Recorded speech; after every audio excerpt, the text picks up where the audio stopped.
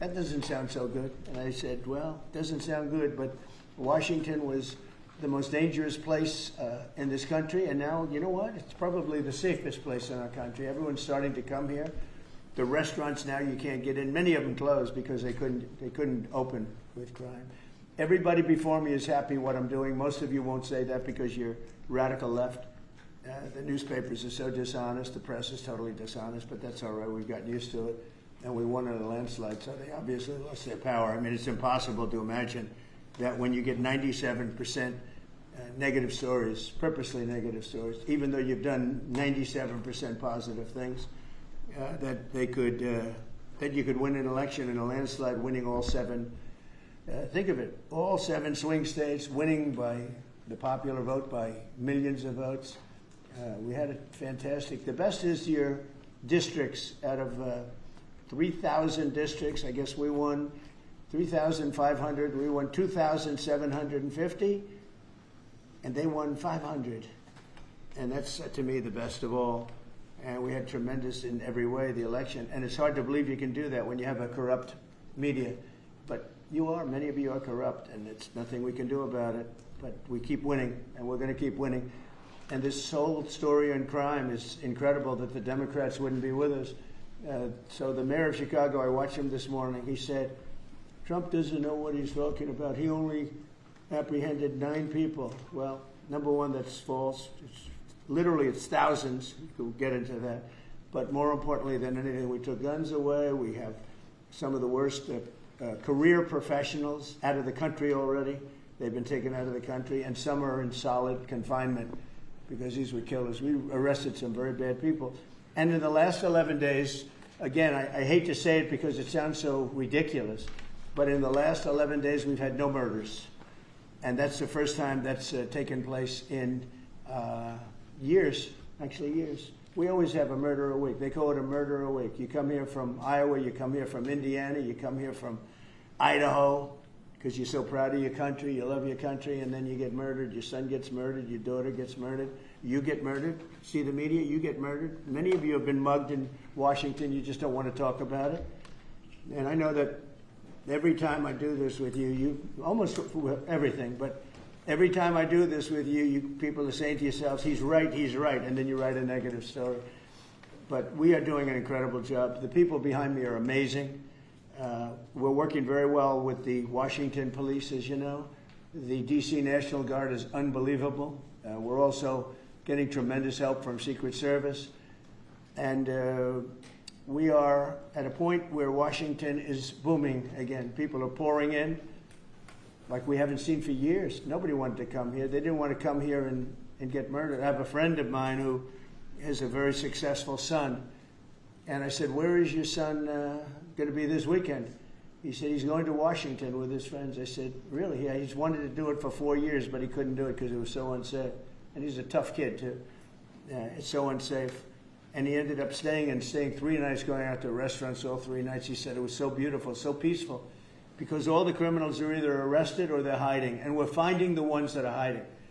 So I want to thank Pam Bondi. I want to thank our vice president. I want to thank everybody standing behind me because they are really, Gaddy, you've been unbelievable, by the way. They have done an unbelievable job. They're working 24 hours a day. And Washington, D.C. is now in great shape. I'm going to be working with Clark Construction, which is by far your biggest construction company. And we're going to also beautify Washington. We're going to rip down the broken medians, fix them. We're going to put asphalt on the roads. We're not ripping them apart like these stupid people do. They rip a road down to the dirt, and then they spend 5 years in building the new one, and then it starts settling. You know, the whole thing is so crazy. And they'll spend hundreds of millions of dollars on a road. I'll spend about $2, and it'll look better. So we're going to be replacing medians. We're going to be replacing much of the asphalt in the road, which in the city, which is in bad shape. We have great stripers. We have great contractors, but we have to let them do the thing. The Congress had said that they'll give us whatever money is needed to fix up the Capitol. This is the Capitol. And we're not going to spend a lot. It's going to go fast, and it will be spotless. And we want it spotless for the World Cup and for the Olympics. You saw the World Cup was here the other day, And come to think of it, there's your trophy for the World Cup. In fact, it's solid gold. That's actually solid gold, so heavy that some of the people in this room wouldn't be able to lift it up. I think what I'm going to do is place it right above the angel, right over there. That's solid gold, too. We're going to put it right up there. Look at that. There's a solid gold trophy. They know how to get to me, you know. I like the angel better, to be honest with you. So we're going to sign, and then we'll take a few questions, and we'll tell you how good a job we're doing. We want to go from here to other places, but I was telling some of the people that in a certain way, you really want to be asked to go. You know, I hate to barge in on a city and then be treated horribly by corrupt politicians and bad politicians, like a guy like Pritzker. He ought to spend more time in the gym, actually. This guy is a disaster. Gavin Newsom's a disaster. When we went, we saved Los Angeles. You wouldn't have been able to have the Olympics in Los Angeles. You're barely able to have it now. They did lose 25,000 houses to a fire that should have never occurred, because they didn't let the water come down from the Pacific Northwest, which you guys don't want to write about. I had to break into the water supply to let the water down. And even now, we want more. We can have much more. It's less than half of what should be coming in. I don't know, they have a political thing about it. It's like the craziest thing I've ever seen. But I don't like going to a town, a city, place, a state, and then be criticized by some corrupt or incompetent governor where crime is rampant. Like, take a look at D.C. Crime was rampant. It was at the all-time worst. It got really bad during the Biden 4 years. And then I have a mayor stand up and say how crime has reached a 30-year low.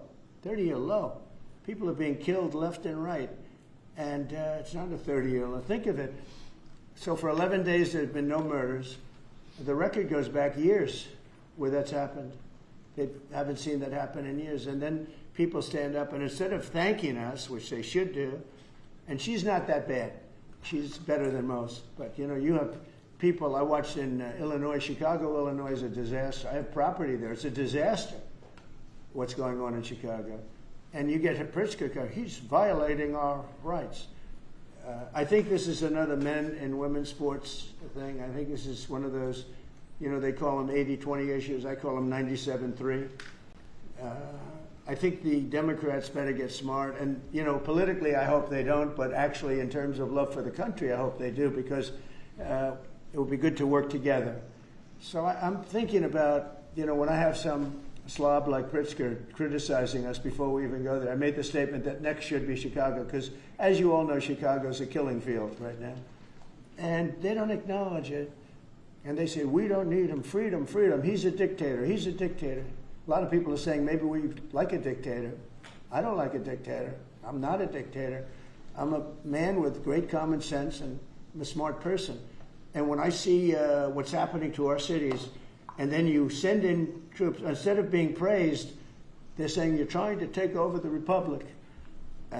These people are sick. But I'm really saying, and I say this to all of you, in a certain way we should wait to be asked, because they have cities that are so under control, you know, out of control. So we go in and fix it. They take the full credit for it, and they go out and say, I heard it this morning, they're saying how well they've done over the last 10-day period, that they set record lows. They don't say that we're there with very tough people, by the way. They have to pass the toughness test. Otherwise, they're not working for us. So, and we're allowed to do that now according to the United States Supreme Court decision. Now, they have to pass a toughness test. If they're not tough, we don't want them for this job. They might be great for other jobs, but not for this job, because they're respected. You saw the gang of kids. They were all huddled up, and a group of soldiers walked up. They never even got over. Those kids ran back to their homes or wherever the hell they came from. They were gone. This is one of the safest cities right now in the world, as crazy as that sounds. And it took 7 days. It took really 3 days, but we're now in our 11th day. So I want to thank you. So we had all of these things, 439 illegal alien criminals have been removed, and we have 6 known gang members, some of the worst leaders of gangs anywhere in the country, MS-13 and Tren de Aragua. We have 2 missing children that have been recovered. They thought they were gone. We brought them back to the family. The family started crying. They couldn't believe that they saw their child again. 49 homeless encampments have been removed. Like we have the head of South Korea coming in a little while, the president, and he drives down the street. Already, his people have told me, he said, what happened? It's so clean. We always came here, it was filthy dirty with homeless and papers all over the road. That's the other thing. Those roads are swept immaculate. But they're going to be much better in a few months when we put a topping on them. They're going to look like they're brand new. We'll get rid of those rusty old medians that have been crashed into 1,000 times, and they don't fix them. They just let them, they lay them down on the road and they sit there for months. But we don't do that. We don't run things. We run things like we run this. We like clean, we like beautiful, we like safe, and that's what we're getting. So I'll start signing the executive orders. To me, this is a very, very big deal. One of the executive orders has to do with cashless bail. That was when the big crime in this country started. And I can tell you who did it, when, but I don't want to do that because others followed pretty quickly. But that was when it happened. Somebody kills somebody, they go in, don't worry about it, no cash, come back in a couple of months, we'll give you a trial. You never see the person again. And, I mean, they kill people and they get out. Cashless bail. They thought it was discriminatory to make people put up money because they just killed 3 people lying on a street. Any street, all over the country, cashless bail. We're ending it, but we're starting by ending it in D.C., and that we have the right to do through federalization. Okay, let's go. Could I ask you to say exactly what this is? Of course. So as you've consistently identified, sir, cashless bail policies are a key driver of the disorder we see on city streets all over America. Catch and release system allows criminals to keep going back out onto the street and reoffending. What this executive order does, it charges your attorney general with identifying jurisdictions all over the country that have cashless bail policies, and then it withholds or revokes federal funds and grants that are flowing to those jurisdictions to ensure that we're only supporting the people who have reasonable common sense policies around crime. So what area does it cover? Potentially anywhere that has a cashless bail policy. So some of the largest cities, some of the most left-wing states in America Almost have adopted. all of them, right? Illinois would be a great example of that, sir. Oh, they have a great cashless bail. You don't even have to go to court sometimes. No, Illinois, I love that state. It's a great state, but it's run so badly by Pritzker. They threw him out of the family business and he becomes governor. Now he wants to run for president. I don't think that's going to happen. Okay, we'll sign right here, right? Sir. So important. And this isn't Republican, Democrat. This is, and by the way, most Democrats agree with this. But this is just, we got to bring our country back. Okay? That's a big one. Also on the issue of cashless bail, sir, this is a D.C.-specific executive order. In addition to the measures that we're taking that are quite similar to what we're doing around the country, in D.C. in particular, the objective is holding as many criminal defendants in federal custody and subjecting them to federal charges as possible. That means that they'll be held pre-trial in federal jail as opposed to just being cut back out on the streets due to a cashless bail policy. Okay? And we have the room. And by the way, the prison they have in D.C. is horrible. It's horrible. People were subjected to live in that dog trap for so long, so unfairly. I have stories, you'll be hearing about them. That prison is horrible. Okay? This is an executive order that contains a number of additional measures relating to crime and law enforcement in Washington, D.C. It charges, for example, your Secretary of Defense with establishing specialized units in both the D.C. National Guard and the National Guard units around the country, specifically trained and equipped to deal with public order issues. It charges all of your various federal law enforcement agencies with hiring additional personnel to allow them to surge personnel to Washington, D.C. to deal with the current emergency here.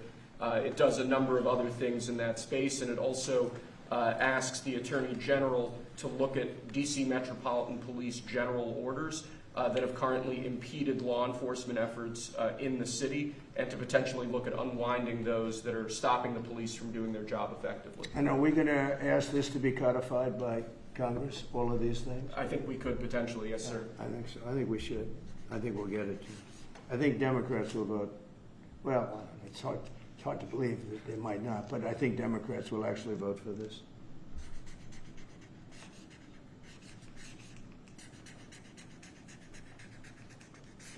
There's no auto pen that can do that. Right? Look at that, Pam. Is that a good signature? Seriously, is that a good signature? Who can write like that? Nobody. I don't know. That's the other thing. I assume we're looking at the whole auto pen scam. Sir. Because the person that ran it said he spoke to it briefly twice about nothing. That means that all those pardons that he gave to some very bad people, very unpatriotic people, very evil people, it looks to me like those pardons are worthless. Because, number one, you shouldn't use an auto pen, very specifically. But if you do, it has to be a very good reason. And they have to know that the president wanted it. The president didn't want this. The president didn't know he was alive, okay? He never approved any of this stuff. He wasn't for open borders and all the other things. He was never for open borders. I've known Biden a long time. He was never very sharp, but he was never in favor of open borders and all of the other things he did to destroy our country. Let's go. Lastly, sir, this is an executive order on flag burning. It charges your attorney general. Would you listen to this? This is very important. Flag burning. All over the country, they're burning flags. All over the world, they burn the American flag. And as you know, through a very sad court, I guess it was a 5-4 decision, they called it freedom of speech. But there's another reason which is perhaps much more important. It's called death. Because what happens when you burn a flag is the area goes crazy. If you have hundreds of people, they go crazy. You can do other things. You can burn this piece of paper. But when you burn the American flag, it incites riots at levels that we've never seen before. People go crazy. In a way, both ways. There are some that are going crazy for doing it. There are others that are angry about them doing it. Do you want to discuss that? Sure. So what the executive order does, sir, it charges your Department of Justice with investigating instances of flag burning, and then where there's evidence of criminal activity, where prosecution wouldn't fall afoul of the First Amendment, and instructs the Department of Justice to prosecute those who are engaged in these instances of flag burning. And what the penalty is going to be, if you burn a flag, you get 1 year in jail. No early exits, no nothing. You get 1 year in jail. If you burn a flag, you get. And what it does is incite to riot. I hope they use that language, by the way. Did they? Yeah, incitement is incite to riot. And you burn a flag, you get 1 year in jail. You don't get 10 years. You don't get 1 month. You get 1 year in jail, and it goes on your record. And you will see flag burning stopping immediately, just like when I signed the Statute and Monument Act. 10 years in jail if you hurt any of our beautiful monuments. Everybody left town. They were gone. Never had a problem after that. It's pretty amazing. We stopped it. But this is something that's, I don't know, in a certain way it's equally as important. Some people would say it's more important. Because the people in this country don't want to see our American flag burned and spit on. And by people that are, in many cases, paid agitators. They're paid by the radical left to do it. You talk to these people, they don't even know, half of them don't even know what they're doing. They say, I don't know, they gave me money to do this. I see the same things that you do. They're bad people. They're trying to destroy our nation. That's not working, because I think our nation now is the most respected nation anywhere in the world, by far. You saw that with the European leaders on Friday. You saw that with NATO, where they agreed to go from 2% no pay to 5% fully paid up. Trillions of dollars paid, where they respect your president to a level that they jokingly call me the president of Europe. They call me the president of Europe, which is an honor. I like Europe, and I like those people. They're good people. They're great leaders. And we've never had a case where 7 plus really 28, essentially 38 countries were represented here the other day. 38 European countries were represented. European and other countries were represented. And it was a great meeting. But your country is respected again. I say it all the time. 1 year ago, our country was dead. Everybody said it. We had a dead country. We were not going to survive. Now we have the hottest country anywhere in the world. So it's an honor to be involved. And this group has a lot to do with it, right behind me.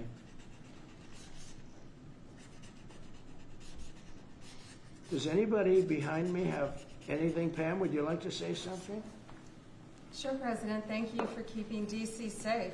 You know, just a couple examples of a mother, a single mom, whose house was burglarized, and the defendant got out on cashless bail, went back the next night and burglarized her house again. That's why this is so important. A man got in a fight with another guy. He had a gun. He was let out. Next night, he got up, went back, and killed him. So that's why it's so important, President, what you're doing. And thank you for protecting the American flag. And we'll do that without running afoul of the First Amendment Good. as well.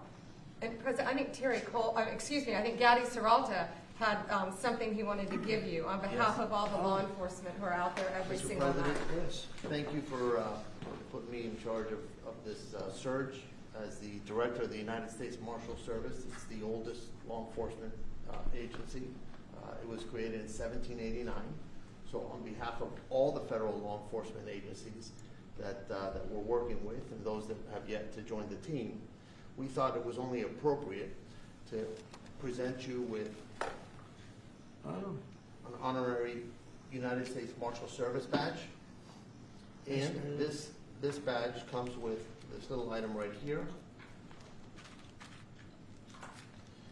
which is a handcuff key, Mr. President, because you continue through your policies and your efforts with your staff to unhandcuff law enforcement officers all over this nation. And I can tell you personally that they thank you for that. Thank you. That's That beautiful. you can continue unhandcuffing law enforcement. That's a very great honor. I'll save that and put it someplace up, which is important. Thank you very much, Gary. Appreciate it. Thank you very much. Really nice. Thank you. That's very nice. Thank you. Well, we love those people. They're brave and they love our country and they don't want to see it. Do you know how many people volunteered for this job? And before I ask the VP to say a few words, because he feels very strongly about it, I think it's very important, Pam, that when we do this, that a state required, they come and ask us. I mean, I see Pritzker saying, we don't want them. In the meantime, his city is being shot to hell. And they do that politically. And they probably do want it. If we didn't go to Los Angeles, you would literally have had to call off the Olympics. It was so bad. And the sheriff and the law enforcement people, but the sheriff said, and he came out very strongly, he said, if we didn't have these people, we were not able to control it. Now, 4 days later, after we had it totally under control, we did that quickly. He changed his tune a little bit. Well, I think we could have done it, you know. They were dead. If we didn't send in the troops, Los Angeles was dead, the Olympics was gone, the World Cup was gone, everything was gone. We did a great job. And Newsom, he's an incompetent governor. But I think people should want us to be there, because otherwise all they'll do is complain as we do our job. So we'll have to think about that, okay? We go in, like in Washington, we go in and the people that are here that have been doing, I don't want to say terrible because she happens, you know, she's a nice woman, I guess. I don't care about if she's nice, you know, I really don't care. I want her to do, I'd rather have her be horrible but do the job. But we come into Washington and we have the 11 best days they've had here in 2 centuries. I mean, they've never seen anything like it. Let's go 2 decades. In over 20 years, they haven't seen anything like what happened. And now they're out there saying, we don't have crime in Washington. Well, that's true. For 11 days, you don't have crime. But before that, everybody was getting hit and mugged, and you people could not walk to your office without security. That's how unsafe it was. So I think we should really let them have their city, let their city go to hell, and when they come and beg us to help. The only problem is we want to save it for the people, because the people want us there. The people here, 95% of the people here want us. The real people, not the people you find on, I don't know where you find these people. You have one person that has a broken nose. Where'd you get it? Well, I was mugged. Good. Do you want to see Trump here with? No, I don't want. The woman has a broken nose. She got mugged. But she's saying she doesn't want any protection. It's all made up fake news. It's just fake news. I don't know where you find these people. Anyway, would you say a couple of words, please? And then I'm going to ask JD to say something. You have done an unbelievable job in a short period of time. Thank you, Mr. President. Highly recommended by you know who, right? Yes, sir. You want to say his name? Mr. Youngkin, That's Governor right. Youngkin. Yes, sir. We stole you from He Governor called Youngkin. me. He called me. Glenn Youngkin called, and he said, "I have somebody who's really fantastic." And based on that recommendation, here you are. You've done a fantastic job. I appreciate it. Thank you, Mr. President. Thank you. Go ahead. The men and women of the Metropolitan Police Department are back. They enjoy doing their job again. They feel the ability to go out and be law enforcement officers. They feel that they're connected to their communities again. They are making a difference. Thanks to you, Mr. President, and our federal task force, you are making D.C. safe once again. Thank you, sir. It's going to get better and better. Well, it can't get much better. There's no crime. I read where crime's down 89%. I said, really? Who are the 11%? Okay? There's no crime. JD, please.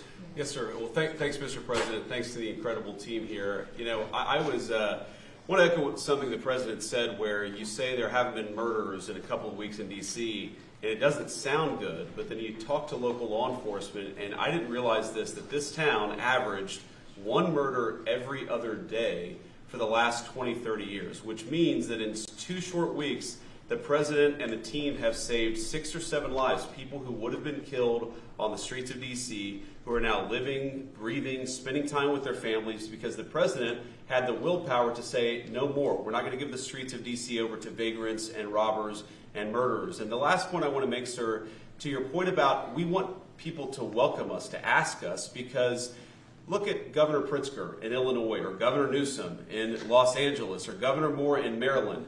They are angrier about the fact that the President of the United States is offering to help them get their crime under control than they are about the fact that murderers are running roughshod over their cities and have been for decades.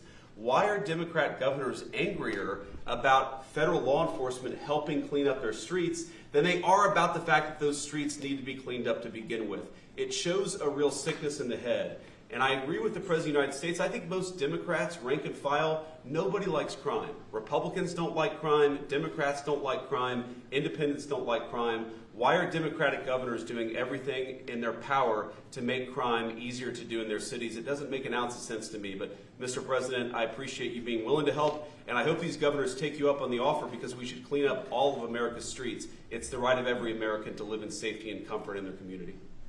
And we've got the people to do it. They're signing up like they've never signed up before. Our military, as you know, during the campaign, nobody was signing up. We were way short of their goal, we were understaffed. Nobody wanted to be in the military. Nobody wanted to be a policeman. Nobody wanted to be a fireman. They didn't want anything to do with the country. We had an grossly incompetent president who frankly should not have been there. He should have never been there. The damage he did to this country is incalculable. I mean, just what he has done. So much of our effort are getting murderers and jailbirds and people out of this country who are drug dealers at the highest level. So much of the energy of people that he let in, it was an unforced error. But I don't think they think it's an error. But I don't believe he believed it. It was the radical lunatics that surrounded this guy at this desk, who are brilliant people, but with the wrong philosophy. There were some brilliant people, but they're evil people, and they're going to be brought down. They have to be brought down because they really hurt our country. But we're getting it back very quickly. And I'll tell you something, our country's now is stronger. I think we're more respected than we've been respected in 100 years. It's a whole different ballgame. JD, could I ask you, Yes, sir. You gave a stat on murders here. What were the numbers? You said in a short period of time how many people were murdered? Local law enforcement told me, sir, that in the past 20 or 30 years, D.C. has averaged a murder every other day. That's, 200 murders a year, 150, 250, but about every other day a person has been killed on the streets of Washington, D.C. We've been doing this for 2 weeks. 0 people killed. That's real lives saved that the media and, frankly, the entire Democratic Party should be saying, thank you for saving lives instead of attacking the President of the United States for doing so. You know, when a person, unfortunately, will probably happen at some point, when a person's murdered in D.C., it's going to be the biggest story maybe in history. Right? Yes, sir. Somebody was murdered in D.C. Trump is failing. No, we're not failing. We have a safe city. This is maybe the safest city in America right now. That's how good it is. And it would be nice to be appreciated. These people eventually, they're going to have to be appreciated for what they're doing. And they're going to have to be appreciated by the officials that are really happy when we go in because they've lost control of their place. Steve Miller, please say a few words. Thank you, sir. So just to, first of all, follow up on what the Vice President said.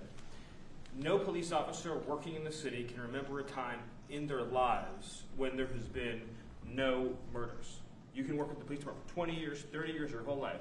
We've checked the records. No one can even find a record of being murder-free for as long as we've been murder-free under President Trump's leadership. Additionally, and the President spoke about this before, we've uncovered, in the process of uncovering, a massive scandal in Washington, D.C. with the doctoring of crime stats. And the Department of Justice, under the Attorney General, is leading the effort to uncover this. But when we ultimately share the results, it will stun you. The extent to which, even though D.C. had the worst crime in America, honestly measured, it dramatically understated how bad it was. There's even accusations that murders and homicides were reported as accidents instead of murders. I mean, this is how severe the manipulation of the crime data has been in this city, and it will all be uncovered and it will all be brought to light. You know, I've had a chance to spend some time, as does everyone here, with the police officers in the city. Members of the public are going up to them and thanking them, just overflowing with gratitude, because for the first time in their lives, they can use the parks, they can walk on the streets. You have people who can walk freely at night without having to worry about being robbed or mugged. They're wearing their watches again. They're wearing jewelry again. They're carrying purses again. People had changed their whole lives in this city for fear of being murdered, mugged, and carjacked. It is a literal statement that President Trump has freed 700,000 people in this city who were living under the rule of criminals and thugs. And the last thing I'll say is that under the efforts of Terry, to my left and many here, what they found also is that the street criminals here in Washington, D.C. were doing business directly with the transnational criminal cartels, the foreign terrorist organizations. So not only was the city being run by these criminal thugs, but they were working with some of the most dangerous terrorist organizations on the planet to traffic weapons and drugs into this city. And what we are uncovering every day is shocking to us, and we look forward to sharing all the results with you. But President Trump, your leadership has uncovered some of the great public safety scandals of our life, and now because of you, people are safe and free for the first time ever in this city. Thank you very much, Steve. You know, in Los Angeles, Beverly Hills is, a great place. I have a house there. I had a house there. I used to spend a lot of time there. And a great place. Do you know that I have friends, they leave their trunk open for their car because they know they're going to be vandalized. They don't want the trunk ripped off in order for them to steal what's in the back. They leave the doors open so when they go in to steal the radio or whatever they take, that they don't rip off the door. They leave the doors totally open so the criminals, when they go and open the door, they'll have to break the windows and kill the car in order to steal whatever it is in the car that they're looking for.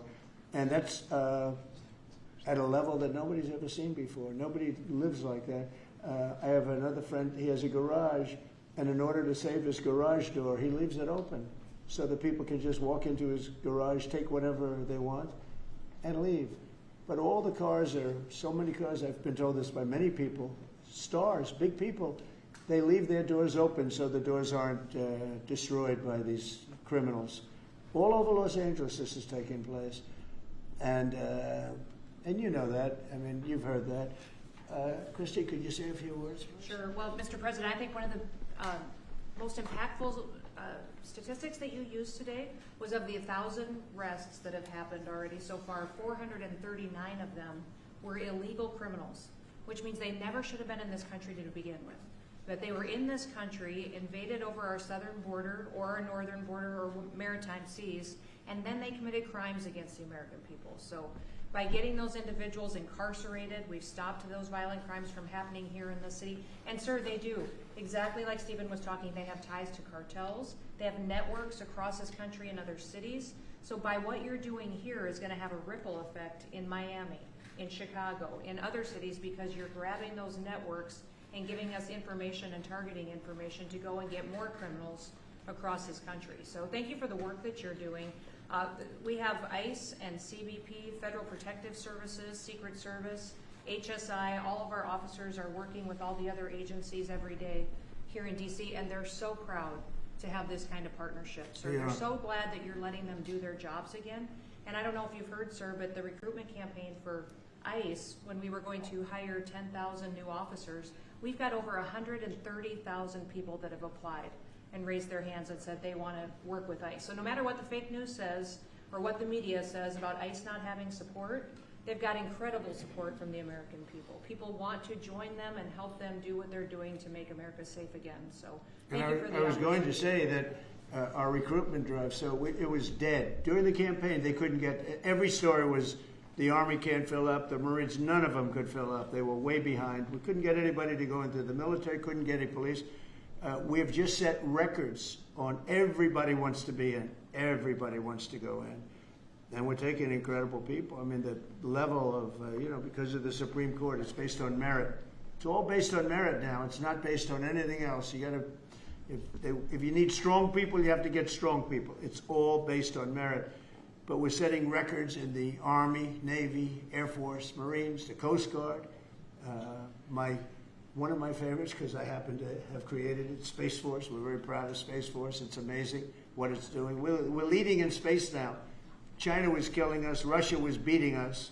China was killing us. We're now killing China. We are leading in space by a lot because of Space Force. So we're very proud. But everybody wants to go in. We went from not, and you know how bad that is for the spirit when every story that you were writing a year ago was that nobody wants to go into the military anymore. And if you're in the military, you know how deflating that is? You go and be a family. Nobody wants a job that you have. Well, now it's the opposite. Everybody wants to be there. And that includes police and fire and everything else. You're doing a good job. Thank you, sir. You're stopping a lot of wars. just the presidents we're stopping. We've stopped 7 wars, and really the number is actually 10. We're not including a couple, and we're not including in there what we did with Iran, stopping their nuclear play. They would have had within a month or two, they would have had a nice big nuclear weapon to use. That's not going to happen. That won't happen. Pete, go ahead, please. Yes, sir. Well, Mr. President, thank you very much for your leadership. And the Defense Department is proud to be a part of this task force. Just like we have been down at the southwest border, where crossings are at 0. We've got national defense areas where we're working with Border Patrol to secure the southern border for the American people. Just like Los Angeles, where ICE officers deserve to do their job without being attacked, we're really proud to be a part of defending the nation's capital and ensuring it is safe and beautiful and working with law enforcement. And Mr. President, let me tell you, the morale of the troops, getting out there talking to them, they love this mission. They're grateful to be doing it, whether they're DC National Guard or other state National Guards. And at your direction as well, sir, it's just common sense to make sure they're armed as well. And so we're rolling out ensuring they're armed, capable of defending themselves and others if need be, supporting law enforcement, and we're proud to be there, sir. Well, look at the mission you just accomplished with Iran. 36 hours back and forth, flawless. Every bomb hit its target. They went right down those chutes, dark at night, no moon, no nothing. Every target, every bomb went right down. They have a chute that goes right down deep into the mountain. And they shouldn't have put ventilation in, I can tell you, because we use that for our advantage. But what they did, and we had the pilots and even the people that took care of the planes, we had a whole group of people at the White House a couple of weeks ago.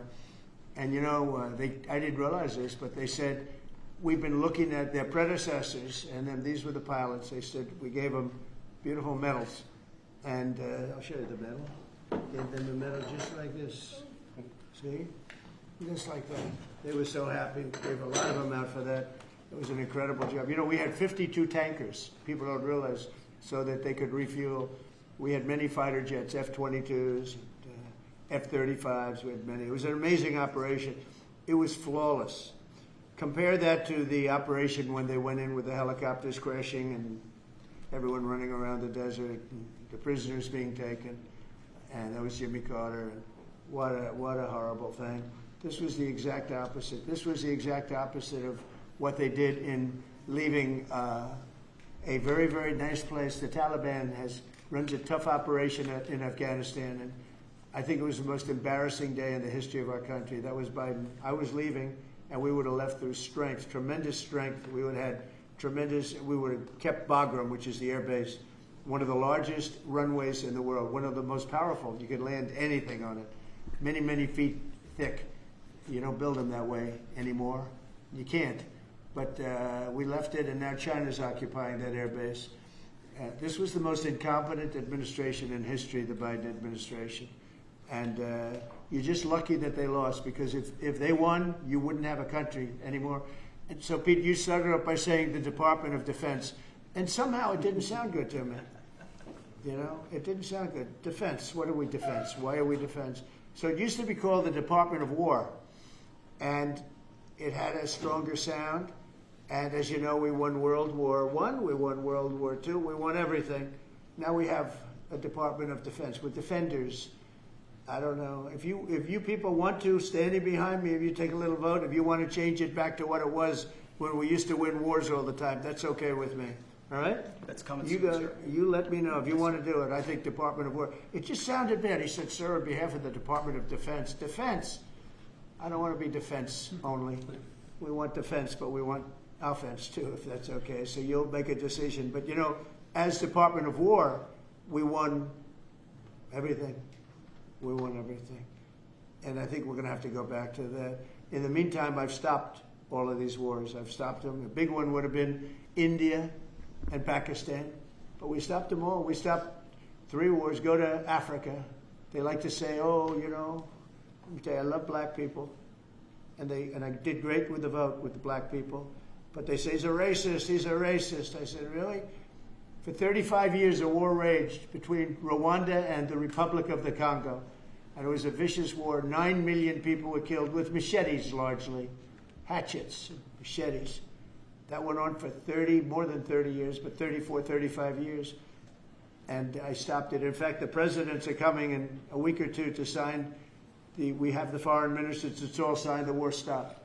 But I got it stopped and saved a lot of lives. The Congo, that's deepest, darkest Africa. I got that war stopped. Nobody else could have done that. We did a lot of jobs. We did a lot of wars were stopped that nobody thought would even be possible. And I'll tell you what, the war with India and Pakistan, that was the next level. That was going to be a nuclear war. They already shot down 7 jets. That was raging. And I said, you guys want to do trade? We're not doing any trade. We're not doing anything with you if you keep fighting. You got 24 hours to settle it. They said, well, there's no more war going. And I used that on numerous occasions. Trade, I used whatever you had to use. But we got 7 of them stopped. And the one I thought would be easiest, frankly, was going to be Russia and Ukraine. But that turns out to be some big personality conflicts. It's one of those things. But we're going to get that stopped eventually. We're going to get that stopped too. 7,000 soldiers died last week. Think of that, 7,000. I usually say 5,000, but 7,221 soldiers died last week in the fighting between Ukraine and Russia. And they're not our soldiers, but they're souls. They're living souls, and they leave their homes, and they wave to their parents, and their parents are so proud as they leave in a beautiful uniform, and a week later they get their head blown off by a drone. New form of military. It's a whole new form of fighting. So I would just like to thank the people that are behind me. Thank you very much. You've done a fantastic job. I appreciate it very much.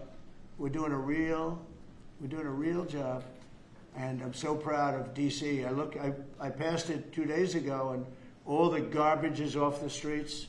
It's terrible. I came in a month and a half ago. I'm driving down, and I see garbage all over the place. The streets were a pigsty, like I won't use the city's names, but you know what I'm talking about. There are plenty of them outside of this country and inside of this country. Baltimore is a horrible, horrible deathbed. It's a deathbed. I know Governor Moore said, oh, he wants to take a walk with me. He meant it in a derogatory tone. I said, no, I'm the President of the United States. Clean up your crime and I'll walk with you. But it's tremendous crime. But he was trying to be derogatory. He doesn't have what it takes. But he's trying to be derogatory. And I met him at the Army-Navy game. They said, oh, there's Governor Moore. He'd love to see you. He came over to me. He hugged me, shook my hand. You were there. He said, sir, you're the greatest president of my lifetime. I said, it's really nice that you say that. I'd love you to say it publicly, but I don't think you can do that, so it's okay. But no, sir, you're doing a fantastic job. I want to just shake your hand. Thank you very much, Governor. That was it. And then every time I see him on television, he's knocking the hell out of me. So, but that's all right. That's called politics. But Governor Moore's he's doing a bad job. Newsom's doing a bad job. All of their potential candidates are doing a bad job. I can't imagine Pritzker being even a candidate, but somebody said he is. He can't do the work, can't do the job. He's not temperamentally suited. So I just want to thank you all for being here. Do you have some questions? Mr. President, is the Pentagon, and maybe the Secretary of Defense can weigh in too, is the Pentagon preparing for military deployment to Chicago? And with what you said there, are you waiting for the governor? We're ready to go anywhere. We Do you have want him to call a you, though? full complement of great human beings. We're full. You know, our military is full. We were way empty 1 year ago. Now we're full. So we can go anywhere on less than 24 hours notice. Are you waiting for the governor? And we're doing a lot to interdict to stop drugs from coming in too. We have ships out on sea. You know, we have nobody coming through our border anymore. Nobody. Doesn't that feel good to know that you don't have prisoners coming in and, you know, killers, murderers? We had 11,888 murderers come in, let in by the Biden administration. Many of them have been captured, but we still have a couple of thousand that are out there. Some of them, 50% of them killed more than one person, okay? But a lot of them have been captured.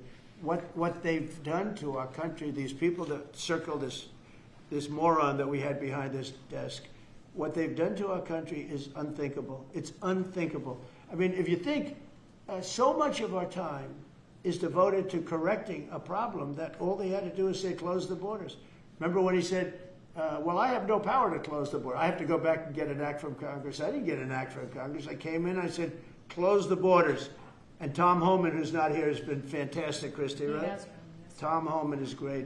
He's a fantastic man and respected by everybody. But I said, Tom, close the borders. Christy, close the borders. The borders were closed. We didn't go to Congress and get permission. We just closed the borders. And in the last 3 months, hard to believe this one too, in the last 3 months, we've had 0 people come into our country illegally through the southern border.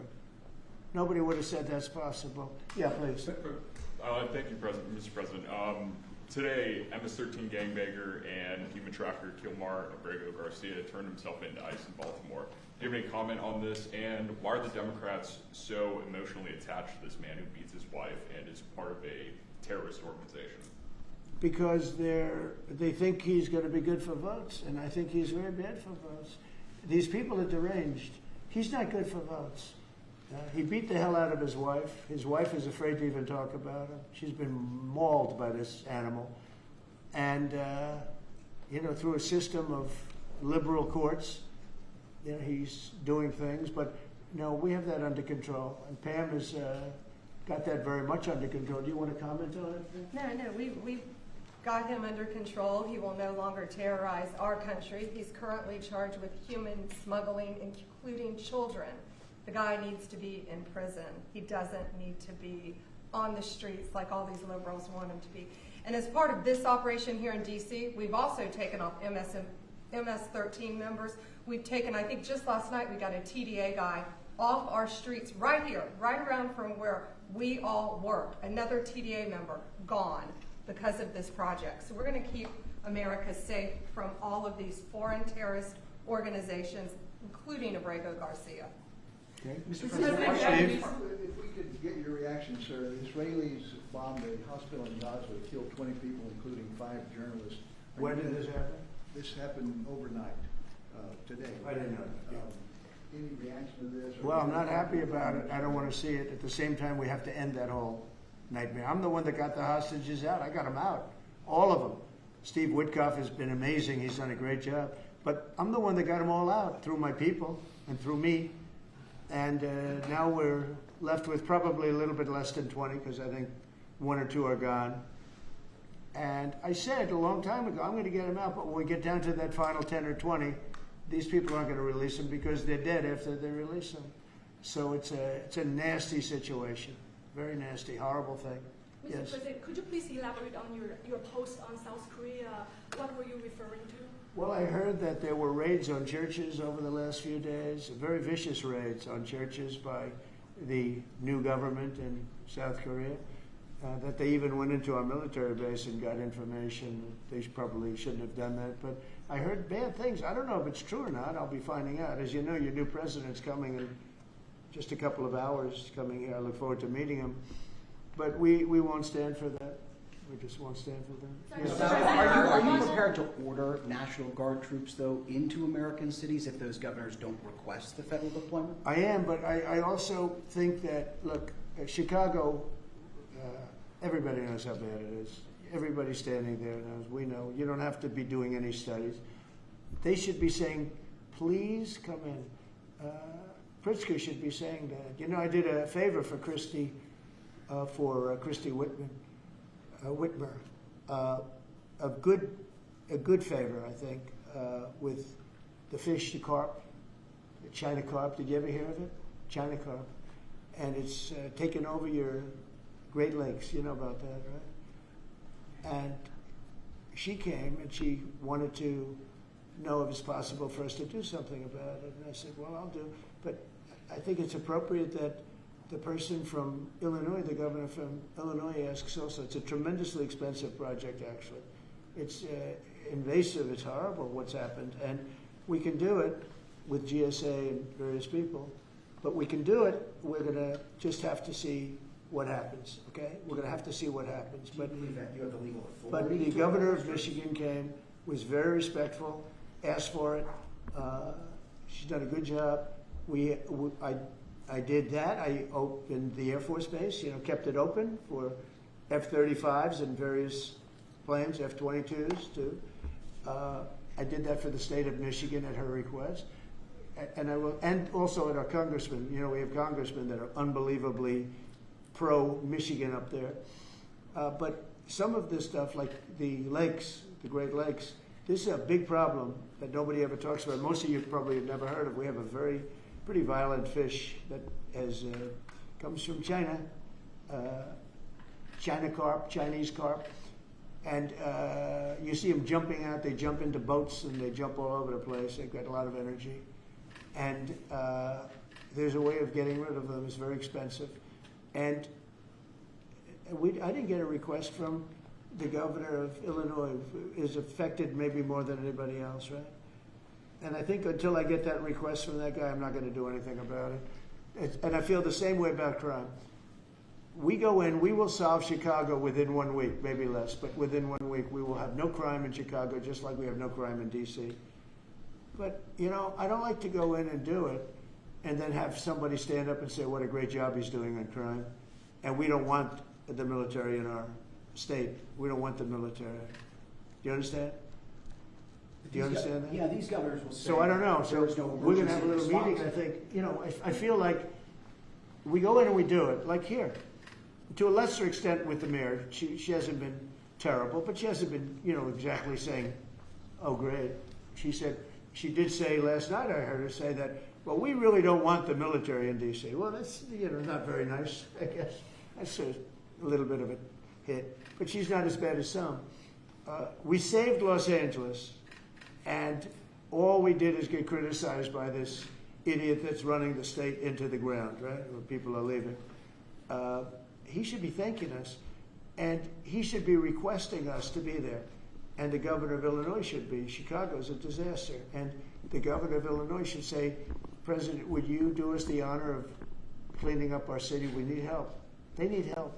They need help. But without that request, We may wait. We may or may not. We may just go in and do it, which is probably what we should do. The problem is, it's not nice when you go in and do it and somebody else is standing there saying, as we give great results, say, we don't want the military. They need help badly. Chicago desperately needs help.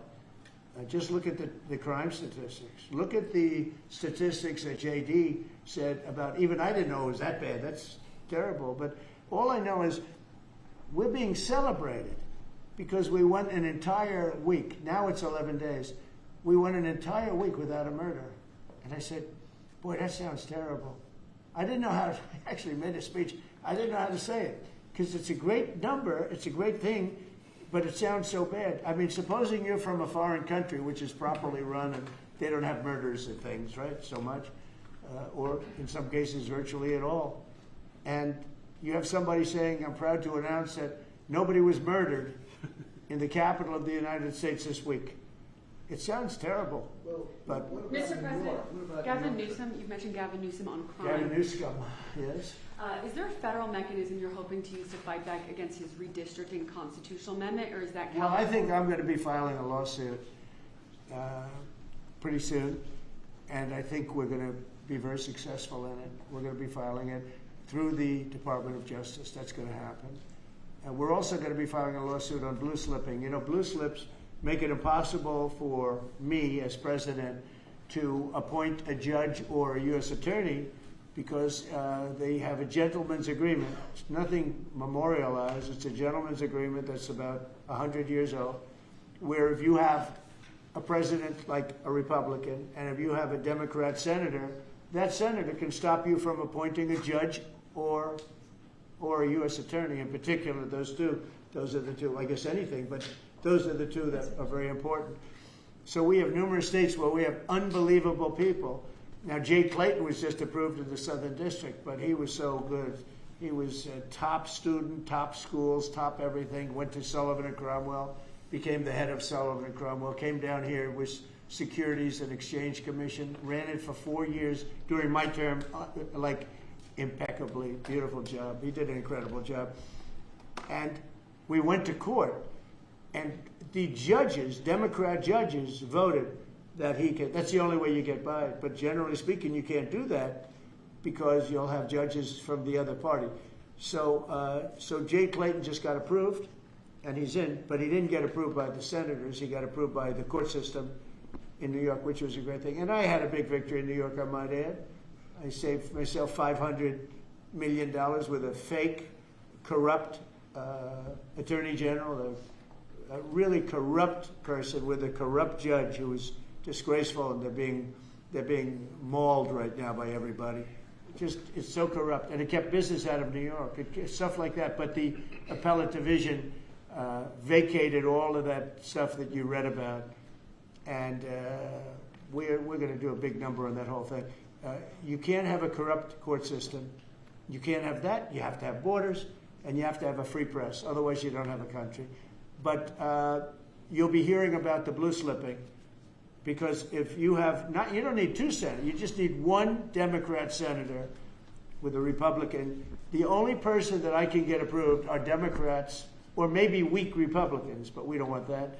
But the only person I will be able to get approved in any of those states where you have a Democrat will be, I can't get a U.S. attorney. I can only get a Democrat U.S. attorney.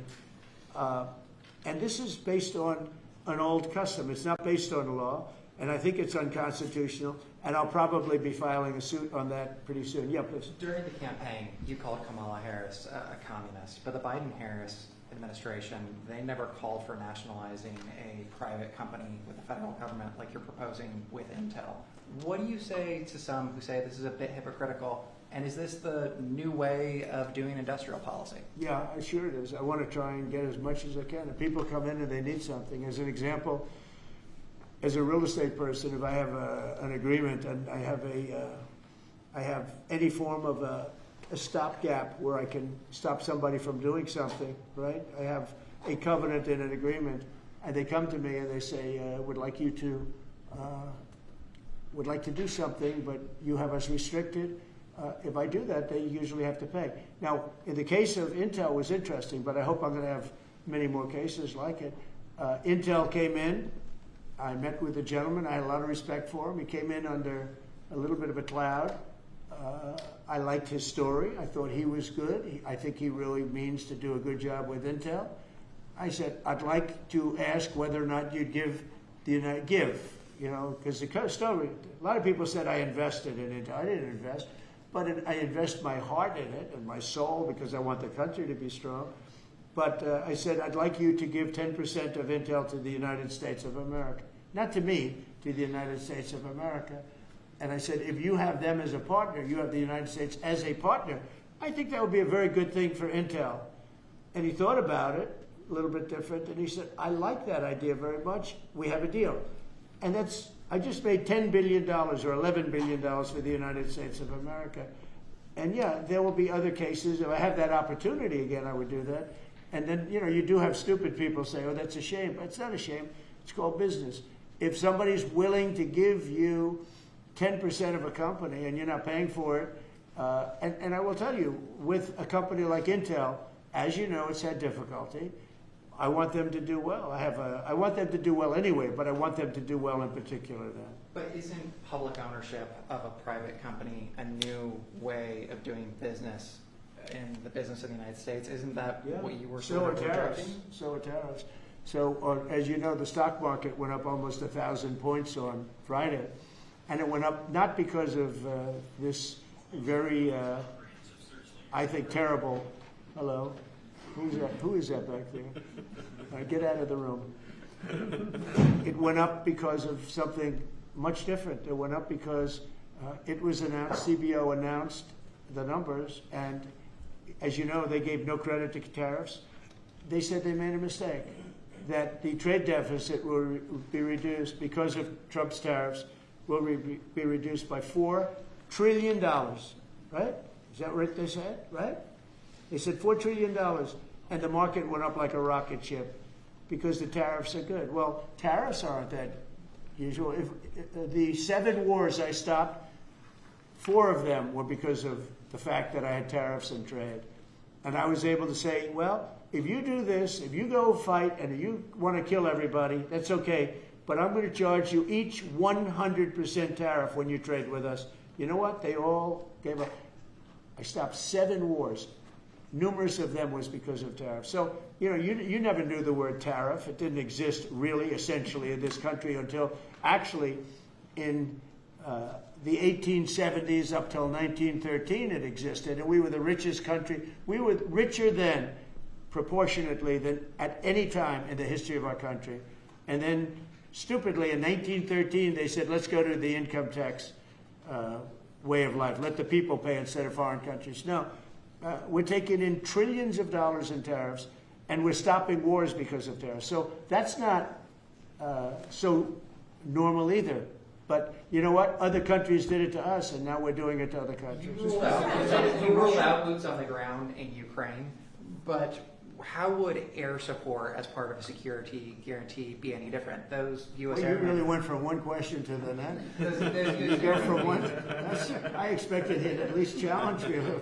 Now we're talking about boots on the ground. But U.S. air assets over the skies of Ukraine as part of a security guarantee, wouldn't those U.S. airmen also be Well, you endangered? don't know what security guarantee is because we haven't even discussed the specifics of it. And we'll see. Number one, Europe is going to give them significant security guarantees, and they should because they're right there. But we'll be involved from the standpoint of backup. We're going to help them. And I think if we get a deal, and I think we will, but if we get a deal, you're not going to. I don't believe you're going to have much of a problem. But we'll back it up because I want to stop seeing people being killed. When Biden was here, he gave $350 billion. You know this from covering business. $350 billion to Ukraine. I said that Zelensky's the greatest salesman I think I've ever met, better than P.T. Barnum, because he'd come to the country, he'd walk out with $50 billion every time. He actually came here once, he walked out with $100 billion. We're up to $350 billion. I got $1 trillion worth of rare earth that we have from the country because I felt badly for our taxpayer. But I did something else at the NATO meeting. They are wealthy countries, but they weren't paying. And we don't pay any money to Ukraine anymore. Do you know that? In fact, it's the opposite. They request through NATO, we deal with NATO. We don't deal really with Ukraine. NATO requests missiles. They want Patriots. They want missiles. We give the missiles to NATO. NATO pays us in full and does what they want. I mean, I think they give them mostly to, they can do other things with them too because we're dealing with NATO.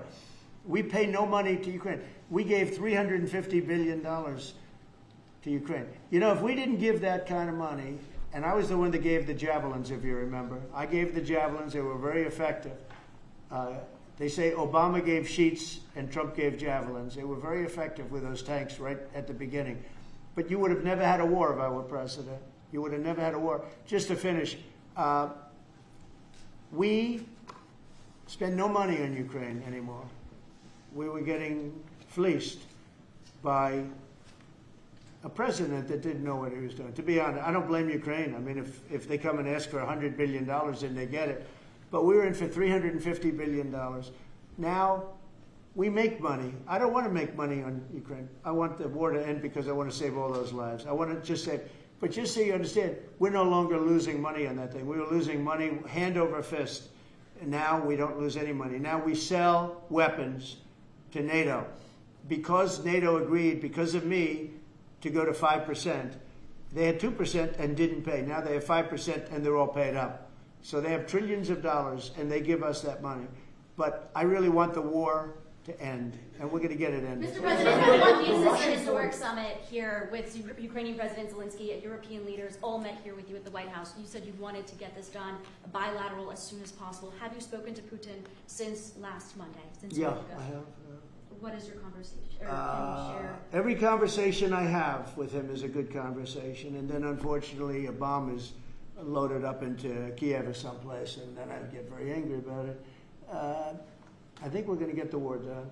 It's tough. I thought that would be, of the 7 that I settled, I thought that would be the easiest of the group. See, you never know what's going to happen. You know, war, strange things happen in war.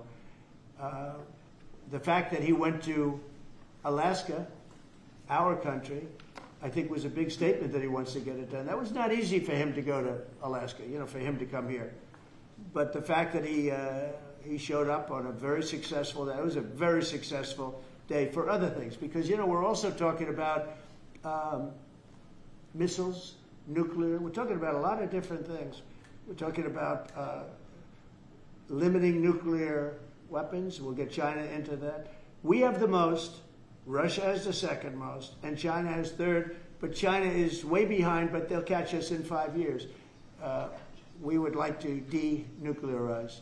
It's too much power, and we talked about that also. That's part of it, but we have to get the war over with. On Baltimore, sir. Thank you. On Baltimore, you said that you are going to have to reconsider bridge funding. Is that contingent on Westmore cleaning up the streets? No, we were very generous to him on a bridge. You know, a boat ran into a bridge and the bridge came down like I've never seen anything. The boat was it just shows you the mass of that boat, the power of that boat. You know, people were up on that bridge, painters. They were painting the bridge and they were watching it happen. And they thought they were very safe. They all died. They were painting the bridge, can you imagine? And they watched the boat. The engines were off, and they watched the boat, and the power of that boat, the mass of that boat, went right through that steel just like it was nothing. It's amazing. It's called mass. Mass is a big deal. But the mass of that boat, those people all died. But they thought they were totally safe. They were eating their lunch. They were, you know, whatever. They were watching it. They could have gotten off. Somebody did a very good job. A police officer called in and said, close the bridge, and he did it with power. Get everybody off the bridge, close that. That guy should get a medal because he stopped the bridge. A lot of people would have died. A lot more people would have died. The ones that died were the workers on the bridge. And they thought there was no danger because, you know, it's a big steel bridge. And it came down like toothpicks. It was incredible to watch that. It was just, and they died. They all died. But that police officer, again, the police do a great job. The police officer did an amazing job. And I heard the tapes. He would say, get everybody off. Most people wouldn't have said that. You know, when you see a thing like that, you assume it's going to, you know, tap the bridge and it's going to be rebuffed. The thing just came down. I've never seen anything like it. So he did a good job. In fact, I think we should get him in for a medal. The man that gave the warning, I listened to him. Everybody get off screaming. Everybody off. He had the sense to realize that this could be a catastrophe as opposed to a ship that's, because the engines weren't working, it was just floating. It's an amazing thing that a thing floating like that with no power just knocked it right down like it was nothing. So Let's do that. Let's give him a medal. I've been thinking about that. Mr. President, do you plan to investigate Chris Christie? Saying what? Do you plan to investigate Chris Christie? Look, Chris is a slob. Everybody knows it. I know Chris better than anybody in the room. I always felt he was guilty. But what he did is he took the George Washington Bridge, which is very serious. He closed down the George Washington Bridge. And you had medical people, you had ambulances caught up. This thing was closed down. And obviously he knew about it. But he blamed the young lady that worked for him and another person, and they got into a lot of trouble. She ultimately was, I don't know, exonerated, but she got out of it a little bit. But she went through hell. She was a young mother, nice person. I knew her a little bit. And another man went to jail, and Chris got off. And so when I listen to Chris speak his hate, I say, oh, what about the George Washington Bridge? You know, tell me about the George Washington Bridge. He blamed other people, but he knew all about it. So no, I don't know if they want to look at it. It's not for me. If they want to look at it, they can. You can ask Pam. I think we have other things to do, but I always thought he got away with murder. Mr. President, you plan to make an endorsement in the Texas Senate race between Ken Paxton and John Cornyn? Well, I'll make up my mind. I like them both. The worst situation I have is when I have two people that I get along with well. I hate it. And they all want the endorsement. You know, I'm almost 100% of the people I endorse win. It's a great honor. And I got, as you know, I got the largest vote in the history of Texas by far. Nobody's ever gotten more votes in the last election. I think in all the elections, the 3 elections. But they like me in Texas. So people are waiting for me, but I'd rather not comment on it right now. I like both guys. They're both friends of mine. And they're both good and very different.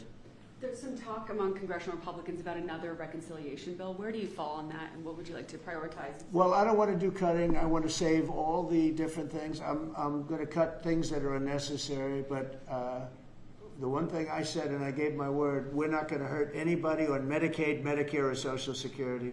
And in fact, we're doing great on Social Security. We found 300,000 illegals on Social Security. We got them out. And, you know, things like that make Social Security very, very strong.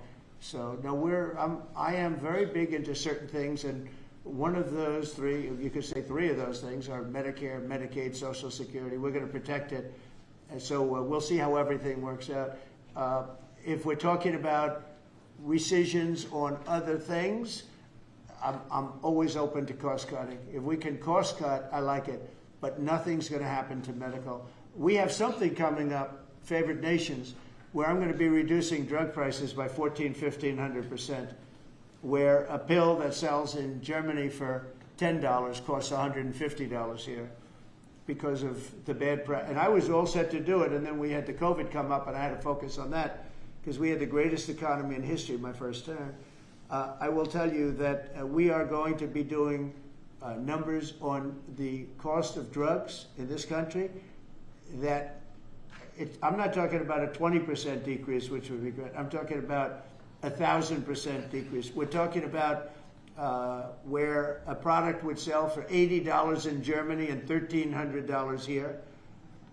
And we're not going to do that. We were subsidizing the entire world, and we're not doing it anymore. I informed the drug companies. I informed the world. And if the world wants to, if countries in the world don't want to go along, then I'm going to put tariffs on those countries, and we'll make more money. But they have to go along with it. So this is moving along rapidly. Dr. Oz is in charge, Bobby's group, and they're doing very well. And we're getting great cooperation from the drug, because the drug companies know it's unfair. You know, for years they'd say, well, we had to do research, and we had to do. I said, I don't care. You had to do research for these other countries also. They are ready to go, and I'm ready to go. And, you know, if I pull that off, there's no way a Republican will lose an election. There's no way. All right, one more question. Steve, what's this guy? He's the nicest guy I know, and he asks the most vicious questions. Why do you think President Putin is so reluctant to meet with President Zelensky? Because he doesn't like him. He doesn't like him. You know, they don't like. I have people I don't like. I don't like to meet with them. Sometimes I do like to meet with people I don't like. So how do you get them together? They don't like each other, really.